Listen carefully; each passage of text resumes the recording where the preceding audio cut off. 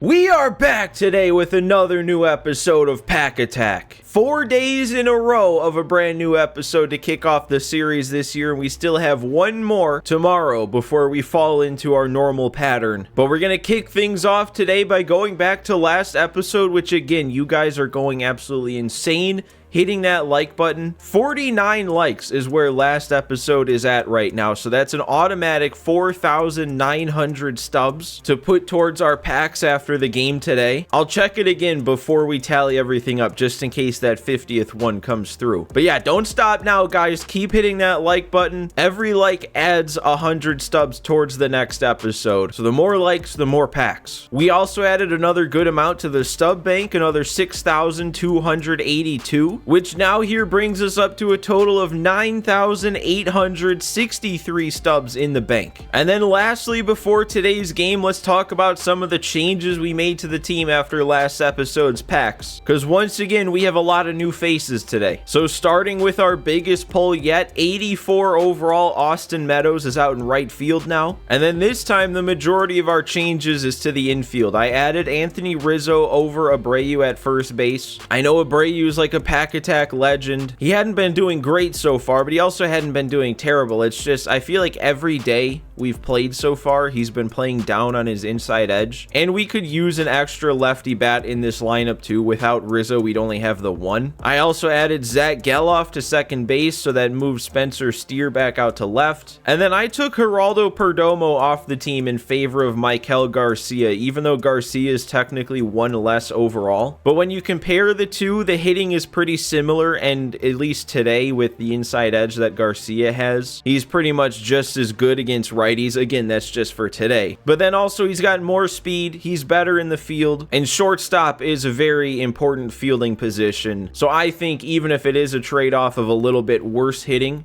to get that much better fielding, I say is worth it. We also pulled Christian Vasquez, and I am starting him today over IKF, even though he's technically one less overall with his inside edge today. But I don't know, man. Last episode, IKF had a lot of trouble blocking pitches in the dirt, and I don't want that to cost me. Our starting rotation looks pretty much completely different here. It could have looked actually completely different if I took Kenta Maeda over Miller, but I'm sticking with Bryce Miller.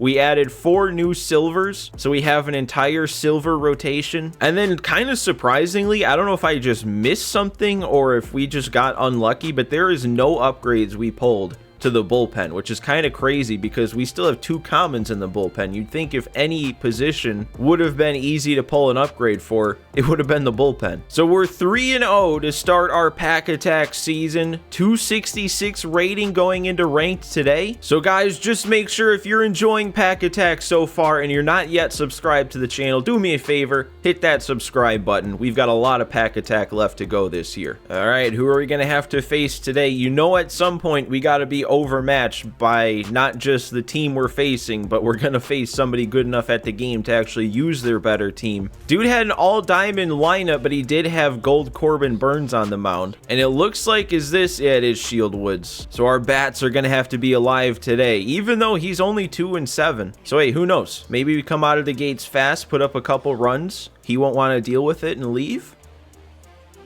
And, I mean, he gave me a chance right away. You can't ask for a more perfect hanging curveball than that, and I just slammed it on the ground. Oh my god, he did it again. He threw another curveball in a very... Are we good? Oh, I can't even go to second. We're lagging hard. Oh, we are lagging hard. You know what I'm going to do? I'm going to offer a friendly quit. I am not going to deal with this. And of course he declines it. I rarely offer friendly quits, and nobody ever accepts it when I do. Oh, that is staying fair. Okay, I thought that was just a foul ball. I'll take it. Another curveball. Still didn't hit it how I would like to. And I guess on the bright side is we didn't seem to get any lag on that play.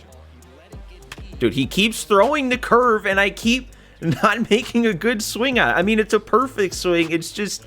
You wanna match the break of the curve and hit it in the air. You don't want to hit it on the ground. God, dude, all 4 at-bats, the result was on a curveball that was in a very hittable spot, and not a single time did I make the swing that I would want to make on that pitch. Even the double. Oh my god, and it is... The lag is right back on the mound here.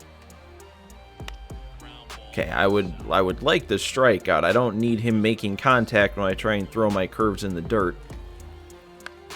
Okay, I'll take that. One pitch ground out, jammed him. Okay, I guess it's just the cutter that's lagging. I'll try and throw it again. Is it just the cutter, or is it's coincidence, I guess. And then he hits it. I don't even know why I bothered throwing that. This seems like the kind of guy... I missed my throw. Okay, it's gonna keep him there, but I never miss my throw. What I was gonna say though is this seems like the kind of guy where I can get away with pretty much just throwing this pitch over and over. Yeah. Oh, and he's gonna go for it? All right. This is gonna be a very interesting game. Okay, that's still not as great of contact as you want to see from a curveball that ended up what I think would have been in the zone, but I'll take a leadoff base hit. There we go. All right, we're starting to at least get better results on that pitch. I still probably want to make better swings on it, but we'll take runners on second and third, nobody out. And of course, oh. Oh, this guy and some of the decisions he's making. Wow. And a walk. We load the bases for the 9-hitter. Oh, anybody else, that's a good swing. I finally make the kind of swing you want to make when you get a curveball, and it's with the guy with 37 power. Oh my God. Dude, I just want to make a good swing on one of these hittable pitches and just do a bunch of damage at once and see what happens. I should not be this frustrated at this point in the game right now, but I am. I'm getting there. Okay. Okay. Paredes with the no-doubter. We get 3 runs on one swing. We've put up 5 in the second. Let's see what he does with this. Does he hang around? I hope not, because we're still dealing with some lag. No, he's sticking around. Okay. All right, now the test. Can I actually just throw the 12-6 every pitch? I guess he waited back and timed that up, but with where we throw that, I don't really care if he makes contact. Okay, he swung at it again and made bad contact. I am just going to throw this pitch over and over until something else happens. Okay, he finally took it. Ooh, all right. I wasn't expecting him to be on that at all. He was starting to be late on my breaking pitches, so I didn't think he'd get around on the fastball. Doesn't really matter. Keep it at 0. Rizzo to lead off the third. That's going to be extra bases down the line. This is the one good feature about this stadium. I really like the right field line and how deep that fence is. I actually haven't gotten around on that sinker yet. Like, every time he's thrown that pitch, it's actually gotten me. Oh, there we go. Perfect swing. Zach Geloff to straightaway center. He's 2 for 2 with a couple extra base hits in his debut, and we're taking a 7-0 lead. I would have liked to continue on there. I mean, hey, the earlier we can get to a mercy, the better. So let's actually do it.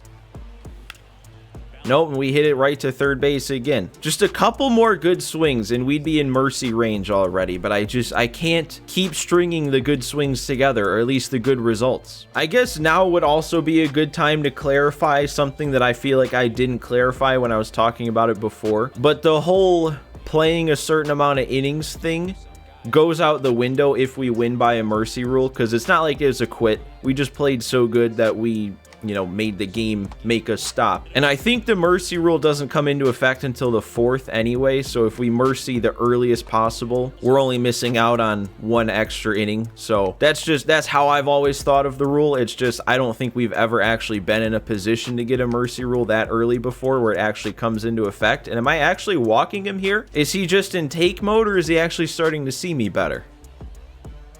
Okay, I'll take my free pick off if he's going to lead off twice. Sure. And then we'll sit him down looking. I'm guessing he is in take mode. And then the grounder to Geloff. This guy is a very interesting opponent. All right, come on. Let's put up 3. Let's get to 10-0. Let's get into mercy range. Or, nope, he's just going to the pen. He's faked me out a couple times with pauses, but he's sticking this one out. I can't get around on the fastball. All right, good job. Meadows. I think that's going to get down at least. Or it'll just go. All right, I forgot. It's Shield Woods. You hit it in the air. it just leaves. Paredes on the ground. That's going to get through. We're a home run away of going up 10-0. And Spencer Steer on that swing, that didn't get more than like 15 feet in the air. And he hit it 385 for a no-doubter. That puts us in mercy range.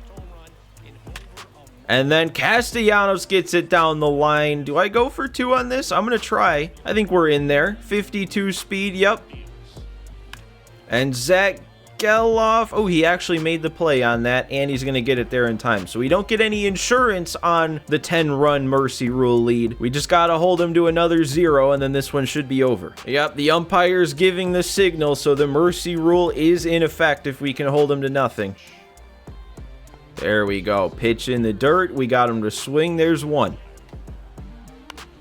We jammed him on the ground. That's going to be 2.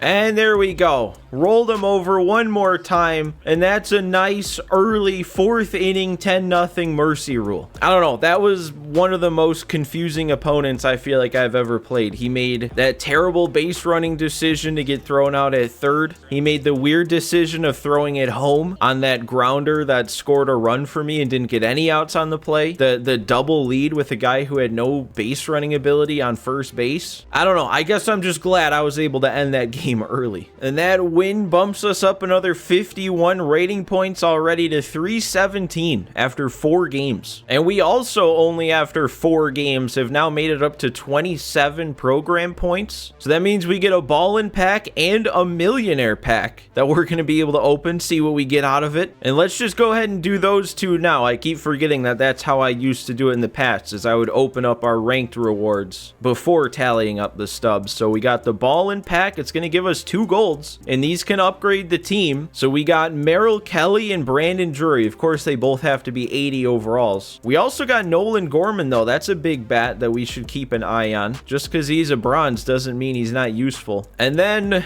our millionaire pack. I don't know if I actually ever specified, but I don't have millionaire packs on the pack wheel, because pretty much what you're gonna end up getting is a pack of nothing. So it would kind of suck, case in point here, to spend 30,000 stubs to spin the wheel and only get 100 stubs in return. But at least we can exchange this guy for 100 extra stubs towards the bank. All right, so let's get into what we're actually making today. Hitting alone is going to give me 15,200 stubs. On the mound, that adds another 5,800. I checked back in. We got all the way up to 53 likes. So that brings the bonus category up to 8,617. We're now up to a 4-game winning streak, but the 1 parallel we got, I replaced. So now we're back down to no parallels, but that still puts our multiplier today at times 1.02, and that gives us a grand total today of 30,209 stubs. And I know last episode I said I felt bad about not spinning the pack wheel, so I did. I went in, I put in the work, I got all the rest of the team affinity packs that I still needed to get, so we're gonna do it. We're gonna spin the pack wheel for the first time of the year today. Now, of course, somehow the way that I've had it set up for the last 2 years to spin the wheel on my recordings is messed up, so I gotta do it a different way. So hopefully this works. But we have 15 items on the pack wheel right now. We have all 6 of the team affinity packs, we have the 3 free packs that I have claimed, and then we've got all the special packs that are in the shop right now. So that's the classics pack, the awards drop 2, the pipeline pack, the vault pack, headliner's choice, and then just the regular headliner pack. So some things worth a little bit more than the 30k, some things worth way less, but that's the risk of spinning the pack wheel. So let's do it for the first time this year. 30,000 stubs. And what do we got here? What are we gonna end up with? We have